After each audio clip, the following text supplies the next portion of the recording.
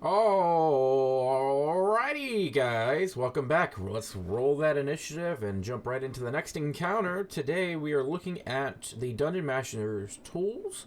We're looking at the Parleying of the Monsters and environmental hazards. If you haven't noticed, I just woke up and I'm continuing where we left off last night with the Dungeon Master tools. So, once again, thank you everyone for tuning into these and listening to my stuff. I know most of you guys probably already have the book, but it's nice to talk about stuff that's already in the book, and I like the fact that I'm using D&D Beyond for this. So let's dive in. Parlaying the Monsters is something that hits close to home to me, as I have been working on the Suspicion House Homebrew rule. This is basically instead of drawing your weapon and attacking a monster, you can give the party a opportunity to do monster research and see what the monster wants. Adventurers can research what a creature likes to desire. A monster research table suggests which skills can be used to learn about the creature's particular type. The DC for a relative ability check is equal to 10 plus the creature's challenge rating. So basically, 10 plus whatever the CR rating of the creature is, and then whatever the creature type is, and then whatever the skill check will be. So if you wanted to learn something for the dragon, it's going to be arcane, history, or nature, and then that will tell you what they desire. If they were able to if the players are able to pass that research check, then they would come down to these tables right here, where you have basically a roll of d4 and tell the players what they would get. So let's go back down to dragons. And dragons, it would be gold or gems, anything from a draconic rival's horde, an antique passed down at least 3 generations, and a flattering artist depiction of a dragon. That's pretty much like what it is for. Like, instead of just immediately going to attack a creature, they could talk to it and basically discover more information about the creature. I do like this, and I see this being used with people that want to roleplay more instead of just hacking and slashing. So the one thing I do like is from all these lists, I do like that Fiend, if you roll 1, it's automatically your soul. So that's pretty funny. But again, like I said, it's nice that it's going to give DMs more options to deal with like random encounters. They can just immediately start trying to talk to the encounter more instead of just attacking it. So I guess that is something that would be interesting. The only thing that bothers me is the ooze and the monstrous. Doesn't really make sense to me because those are the type of creatures that just don't really want to give a crap about a party. Like, they'll just kill the party flat out. But yeah, that's pretty much it for Parlaying the Monsters. We're getting into the environmental hazards. So there are supernatural regions, and they break it into, like, I think 4 sections. I don't remember them off the top of my head, but we will go through them at each interval. So there's little bullet points in each section that explains how to trigger the supernatural environments. So basically, as soon after the party first enters the region, when a creature loses more than half of its hit points, when a creature casts a spell of first level or higher, when a creature activates a magical item, when a creature makes an especially loud noise or otherwise attract attention, when the party spends at least 30 minutes in the same region. And it basically gives you a little description of how you could have random things happening on a certain table. So for the Blessed Radiance, it's more of an advantage for the party. It's basically giving you a godly aura.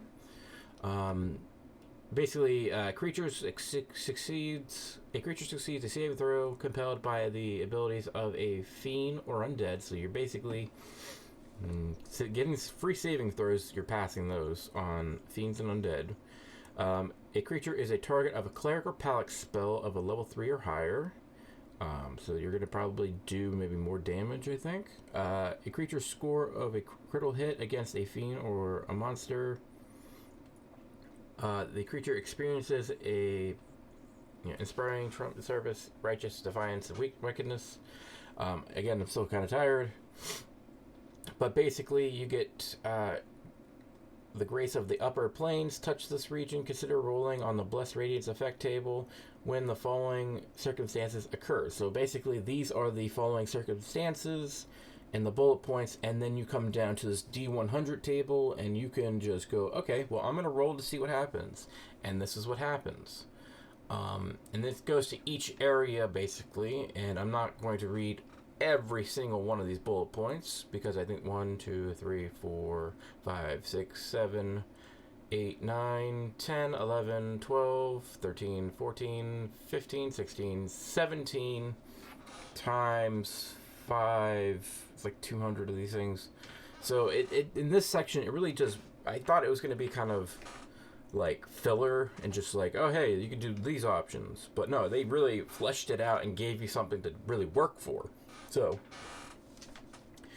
Far Realm is the same thing. You know, the same rules apply. They give you a little section about it. But I do like here that they have this vehicle that the Mind Flayers have, and I'm wondering if we're ever going to get Spelljammer now, especially after what happened with Dragonlance.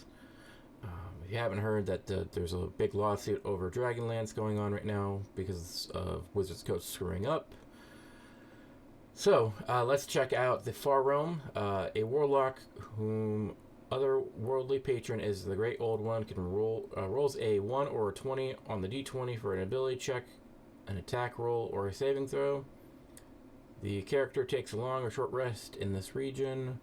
A creature spends more than an hour of reading an Eldritch Tome written by those who have seen or otherwise interacted with the Far Realm.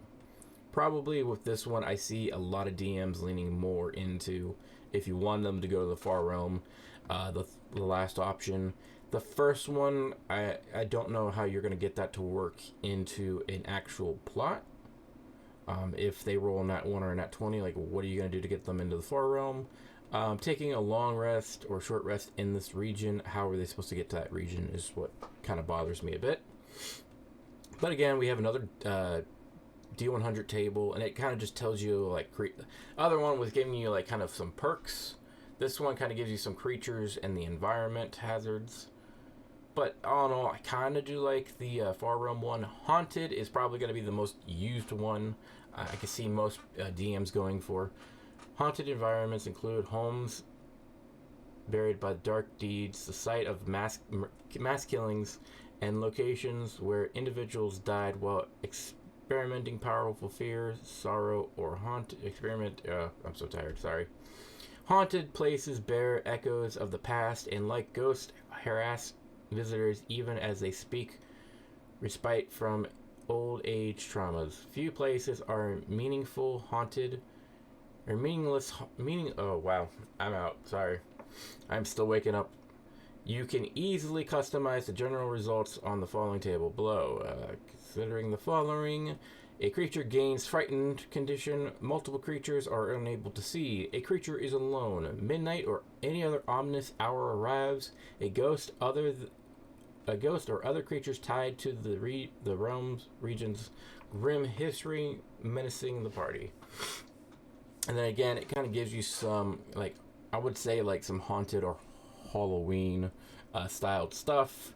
So you could just roll on the D100 table and have, like, a ghost or a skeleton kind of appear, or have some type of a magical effect. The one thing that I find hilarious is if you were to get a 81 to 85, you basically get an option to do an even or odds, and the Avatar of Death from the Deck of Many Things will appear and attack.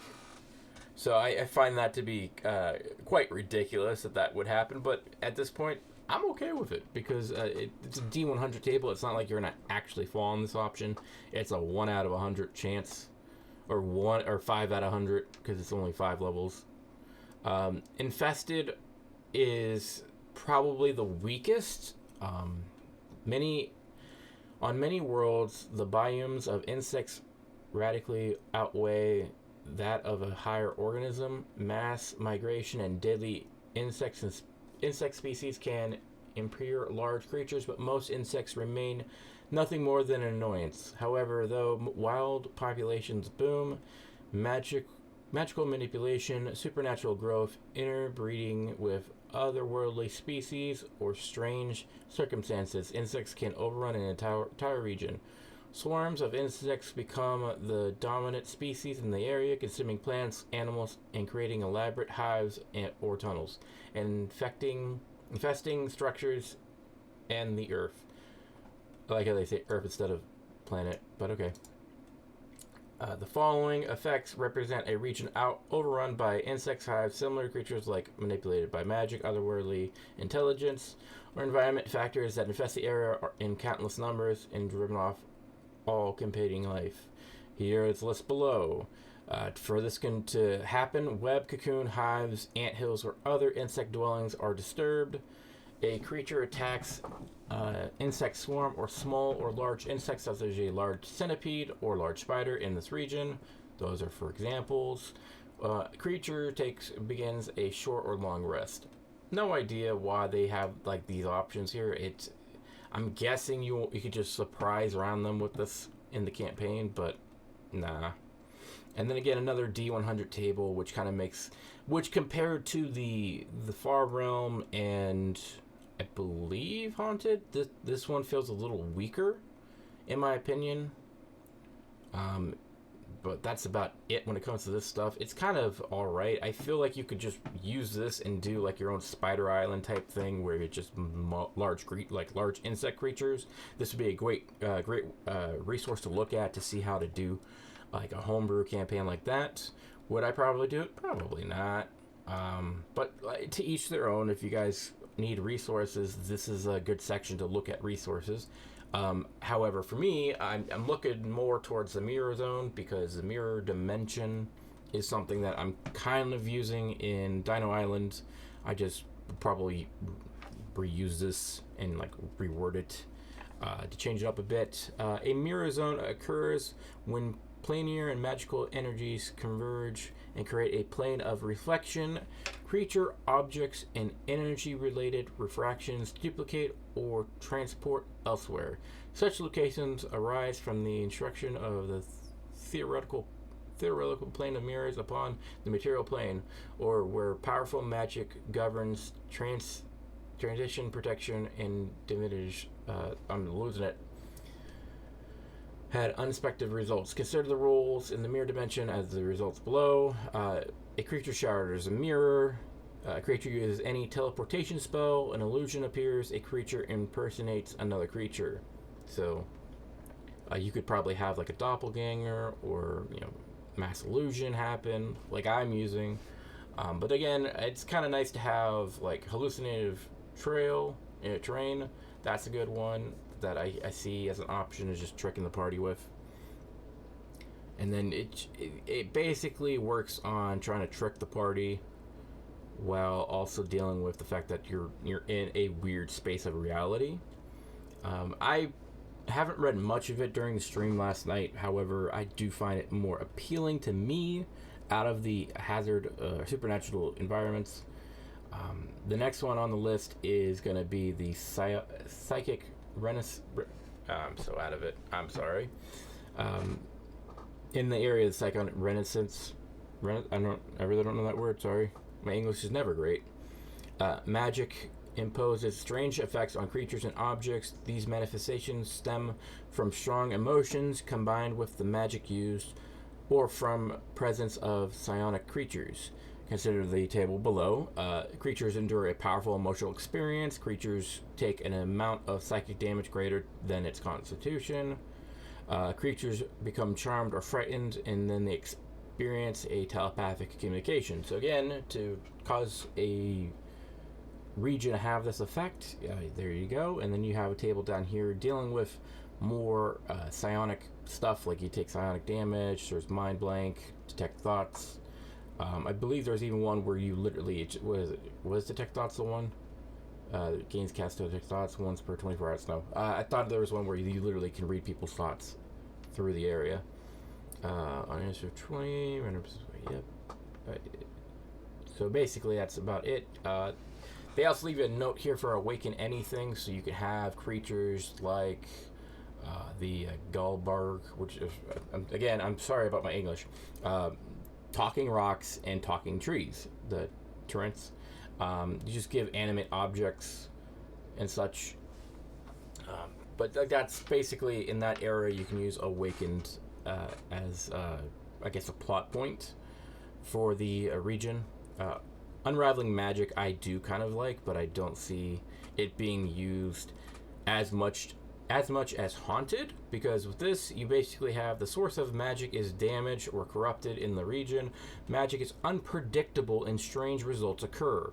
When a creature casts a spell, such regions come into being when potential rivals go awry, or if they succeed, in that case of dangerous and destructive undertakings. In the aftermath of the cataclysmic magical battles, or where an artifact was destroyed, consider the following below. Any charges are expended in the magic item. A magic slot of first level or higher is expended. A dragon, fey, or elemental of a challenge rating of 5 or higher dies. So I can kind of see people using a dragon or an elemental or even a fey, having the party attack it in the beginning of the adventure, and then just magic starts to unravel throughout the region. So again, these are really good ways to like make your own kind of campaign where you involve this section of interesting story detail. And then of course they give you another table you can roll on and have effects going off during the adventure. This is more magic based, so like certain stuff like, again, the flaming sphere. One character in the region, if they make a saving throw, can transform into a blink dog as if it was a polymorph spell. You get reverse gravity, and randomly in the region, a creature can cast wish. That's pretty much it. Magical phenomenons really deal with like storms. Like we have the Eldritch Storm, and they give you Fey Wind, which does sand and debris, inaccessible intelligence, arcane check, or wisdom, survival. Character will recognize the wind for 1 minute before it strikes, and then typically lasts 1d4 times 10 hours. So they have that. A flame storm is basically going to be taking 2d6. What was the other one? 1d4 slashing damage from the start of each turn for the Fey wind. Flame storm is 2d6 fire damage at the start of each turn, and you could do a perception check to, I believe, spot it. It lasts 2d4 minutes throughout the original storm clouds, persist during the day, creating multiple flame storms. A necrotic tempest is going to give you a constitution saving throw, and you take 3d6 necrotic damage when it happens. A creature that dies during the necrotic tempest rises as a skeleton or zombie of, I'm assuming the DM's choice, for 1d10 minutes. Necrotic tempest lasts for about 1d4 hours and leaves the crops weathered and wells undrinkable for 1d4 10 days after it passes. Thrall's Howl is a bone-chilling blizzard driving a wall of wind and snow like a living glacier. It gives you extreme cold, perception to check and see when it comes, and you'll have a disadvantage when you see it. You'll take 2d6 cold damage and can't regain any hit points until after an hour in a warm environment. Creatures that die in the freezing cold become solid ice. And creatures that are immune to cold damage are immune to the effect normally within it. The storm lasts for about 2d10 hours. Emotional Echo is basically, what was it? Once per day, a creature within it expresses a fateful hint of unraveling emotion. The land seeks to hold onto that creature and inspires it to produce more of the feeling tired to the emotion echoes. The creature is targeted by a suggest spell within the intent of making it linger in the area and perform the act related to the associated emotion. The effect lasts 24 hours. The echo. The following list gives you common emotional echoes, which tends to appear in the typical influence of the creature: boldness, doubt, fear, hatred, inspiration, joy, love, sorrow, and so forth. So these are the effects for the emotional echoes you can have going on in another style of the campaign. Enhanced Springs is more or less kind of like I would say like a rest zone. Basically, Enhanced Springs brim the miracle waters, whether they tap into magical sources hidden beneath the earth. Don't know why they're still using earth. Or they're blessed by an eldritch being. Those who find these mystical sites might bathe or drink from the pools and temporary gain a measure of the water's magic. All matter of protectors or covets. Oh god, I'm so tired. These words are just killing me right now. Might lurk around these springs, driving off strangers or demanding a worthy piece for access to mystical waters. While many enchanted springs bear the blessing of wild gods or fey beings, some are tainted. These might be waters that were long ago polluted by the anchoring of an evil entity. As with pristine enchanted springs, folks seek out such defiled places, whether they're purified or going to be with foul power. Regardless of whether springs is pure or tainted, creatures might need to drink the water to experience the spring's effect. Simply touching the water or bathing in it for a minute will trigger the effect. Bottling an enchanted spring water removes all magical properties unless the bottle is specifically prepared vile blessed by whatever being enchanted the spring in the first place. Okay. And then it's a D12 for this one, and you gain blessed for 1 hour. Your AC is increased by 1 point for I think it's a duration of 1d4 days. What else do you gain? Charisma checks are increased by 24 hours. Greater restoration. Spider climb you gain. Detect thoughts. And pretty much like it just gives you, it's basically giving you a boost. And with this being a D12, I recommend this to be more like a rest stop, if anything. Like you just have your players stop there if you want this in your campaign. Magic mushrooms is kind of the same thing. Mushrooms can be deadly delicacies or both. Some have magical properties, especially those that grow in areas suffused by mystical energy, such as the Underdark and the Feywild. Creatures proficient in the area of just medical nature and survival skills might be versed on subjects of fungi, especially the magical kind, since the benefits effect can save lives or bestow unusual powers. But when an unknown variant of fungus is encountered, only an expert can identify it and determine its properties. To determine it, you have the list below. And it's a D10. It'll tell you certain types of mushrooms will give you greater restoration, enlarge, reduce, remove curse, telepath, speak to plants, time stop, detect thoughts, and fog cloud. Like these are the spells that they're giving you for this. You also can gain 5d8 plus 20 hit points. So basically restore your health depending on what type of creature you are, at what level. The legendary Mimic Colony is here as well if you want to run a campaign with the Mimic Colony. I'm going to just read as much as I can of this because I know this is a huge section that they have been talking up for months now about Tasha. Mimics initiate terrain and dungeon dressing to hunt for food. Rare species develop a deeper understanding of the world and can communicate with other creatures. In extreme rare cases, groups of these creatures band together, creating a colony. These bonded mimics cooperate to create large objects other than lone mimics could approximate. A mimic colony can work together to form buildings, bridges, crystal formations, cliff faces, statues, and nearly anything in desire. So, I mean, I could probably, instead of using a doppelganger, just use a mimic too. Entire villages appear out of nowhere and might be composed of mimics. Mimic communication. Members of the colony develop telepathic,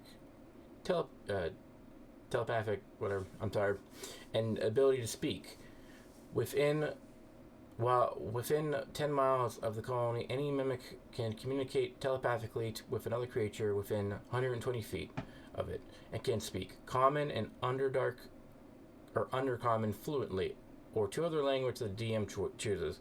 The colony offspring gains these abilities inherently and can use them even away from the colony, as shown in the stat block below. Confronting a colony, a mimic colony primary goal is to survive. If threatened by a force the mimics can't overcome and they're willing to bargain. Okay, so you can't just immediately kill a party with a town of mimics. Thank God. Mimic colonies have learned that adventurers they can't defeat can be bought off with information about nearby creatures, locations, hidden treasures which the colony obtained from prior food, or even one of their own young. If the colony survival is threatened and thinks it has a chance of surviving a fight, it can leverage its combining might using special layer actions. On an initiative count of 20, losing all ties, the mimic colony takes a layer action, causing one of them the following list below. The same two effects, you can't use the same two effects in a row. So basically a layer action. Mimic colony chooses up to 3 creatures within 300 feet of it. Each creature must make a DC strength check or have the speed reduced to 0 until initiative count 20. On the following round, as pieces of the environment grasp the target, if a target fails to save by 5 or more, it is restrained instead for the duration. The mimic colony uses help action to aid a creature of its choosing with 300 feet. The mimic colony chooses up to 3 creatures within 300 feet. Each target must make a dex save or take 13 or 3d8 acid damage as moving on, appears on the surface in the environment and causes splittering. So basically you just kind of like pop out like, I guess, quills and just give them acid damage. The mimic colony chooses a cube of unmagical innate material and a physical contact with it. The cube can be up to 15 feet on a side. The colony reshapes the material however it makes and transforms, lasts 1 hour. And then determine the difficulty of the hostile mimic colony. Consider the following from the challenge rating below. It's challenge rating of 2. The juvenile mimic basically gets false appearance from object form only, spider climb, bite, and shapeshift as abilities that they can use. They are a challenge rating of 0, and that's about it. Armor class is 11. It's just a tiny monster. And then they have a picture down here of the mimic colony just being just a big giant house. Primal fruit is the last part of this supernatural regions in a wild place, and we're coming up to 30 minutes. I'm sorry, I'm trying my best here. In wild spaces brimming with magic, with nature's power, gardens. Wow, these words sometimes are getting me. Tended by eccentric wizards and blessed groves, touched by divine Protestants. I don't know. I'm trying my best here. Plants can sometimes produce fruit bursting with primal magic. Not every fruit-bearing plant holds the stored magic, but those that do bear obviously gain signs. These colors are more vibrant or shift randomly.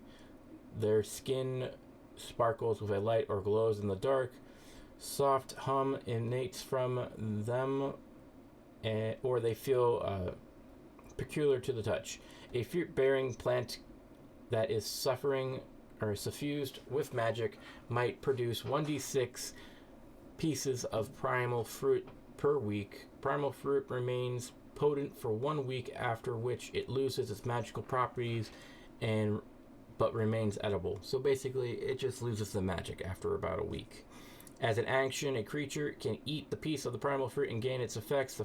The fruit can be squished into juice, cooked into a dish, and retain its magic. Choosing from the effect roll of the primal fruit table below determines which piece of fruit can be assumed. An identify spell or similar spell reveals the benefit effect of piece of fruit before eating it, but doesn't reveal the curse or side effect. So basically you gain 1d4 and additional dim light.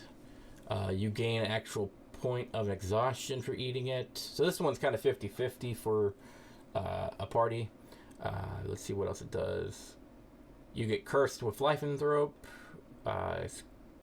Creature skin becomes prickly, fatally for an hour, and gains resistance to one type of damage. Epileptic vision of bright light swimming through. You become you gain the benefits of Death Ward spell for 8 hours, and you have to make a Constitution saving throw of 13, or be poisoned for that duration.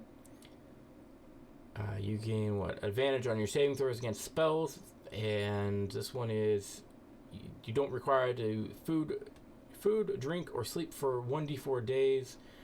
You can't be put to sleep by a spell, and it's a dream that intrudes upon its waking thoughts, imposing disadvantage on perception checks. So basically, for 1d4 days, you get disadvantage on perception checks, but you don't have to sleep, drink, or eat for X amount of days.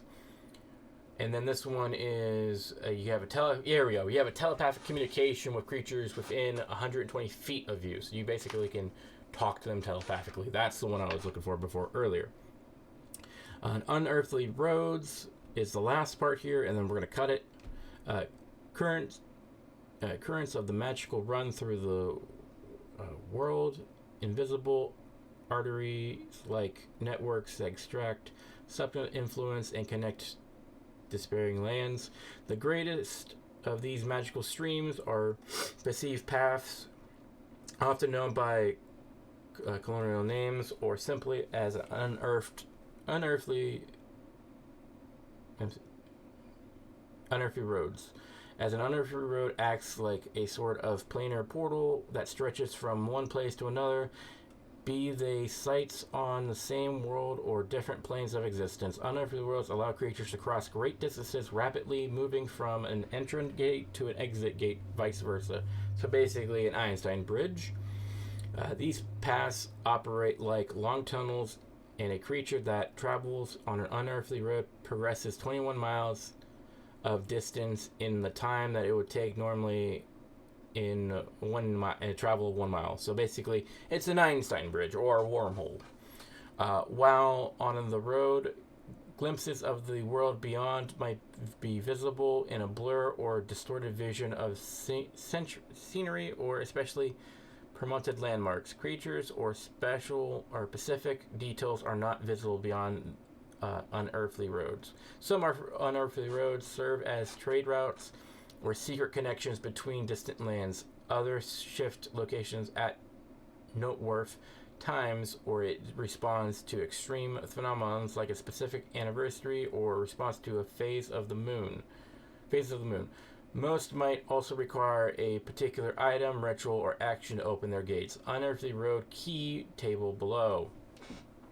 Basically, the key to unlock the door, you have like throwing a silver orb through an ancient arch, spilling a pint of humanoid blood, calling the name of a specific archfey 3 times, Beetlejuice, wearing the Ragnick of the Lost Royal Dynasty, permanently sacrificing a memory of joy, being a descendant of a legendary hero. Okay. So we're getting into natural hazards now, so I'm going to cut it here. Tell me what you guys' thoughts on the supernatural regions and environmental hazards and even the monster research. And like, comment, and subscribe for the next encounter. Like the Tasha stuff if you guys like it, dislike it so I know what's going on, if you guys like me making this content or not. And comment below what your thoughts are on this section. I am signing off, and I'm going to try to do another one before I have to go out to my game shop and get my book. And then I have some other plans I have to work on, so I might have to just stop here for the day or stop the next video. So I'm trying my best, guys. Give me a break.